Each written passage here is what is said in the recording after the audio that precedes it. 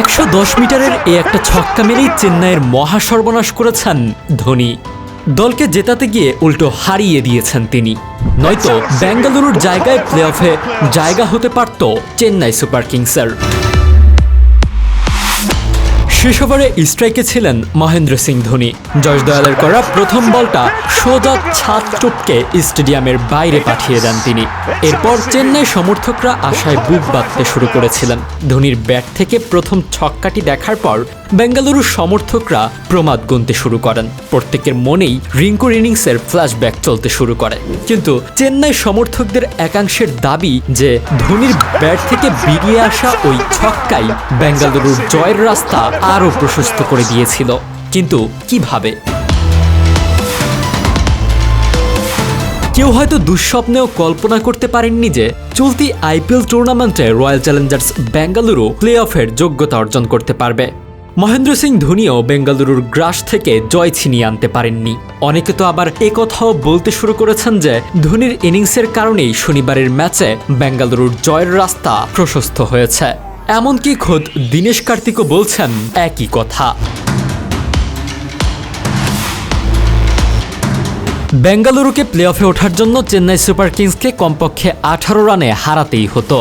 এই ম্যাচে প্রথমে ব্যাট করতে নেমে বেঙ্গালুরু 218 রান তোলে।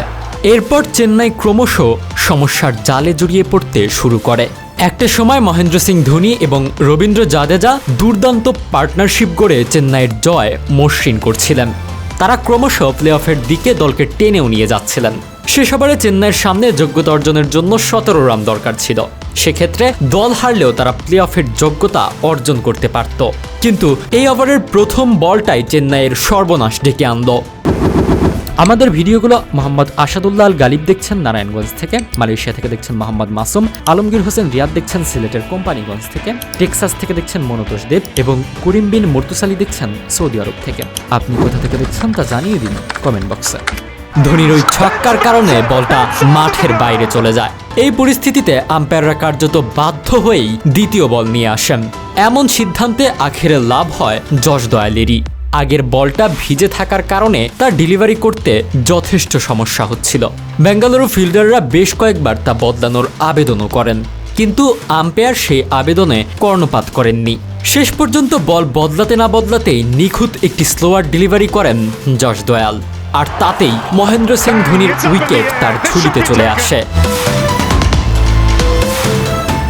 ছক্কা হজম করার পর দ্বিতীয় ডেলিভারির গতি অনেকটাই কমিয়ে দিয়েছিলেন জশ দয়াল। এই সিদ্ধান্ত একেবারে সঠিক প্রমাণিত হয়। ধোনি এই বলেও বড় শট হাঁকাতে যান, কিন্তু সেটা সরাসরি ফিল্ডারের হাতে চলে যায়। বাকি 4টে বলে জশ মাত্র 1 রান দেন এবং আরসিবি সহজেই এই ম্যাচে জয়লাভ করে। অনেকেই বলছেন এটাই ধোনির শেষ আইপিএল ম্যাচ। যদি তাই হয় তাহলে এই একটা ছক্কার খেদ তার সারা জীবন থেকে যাবে।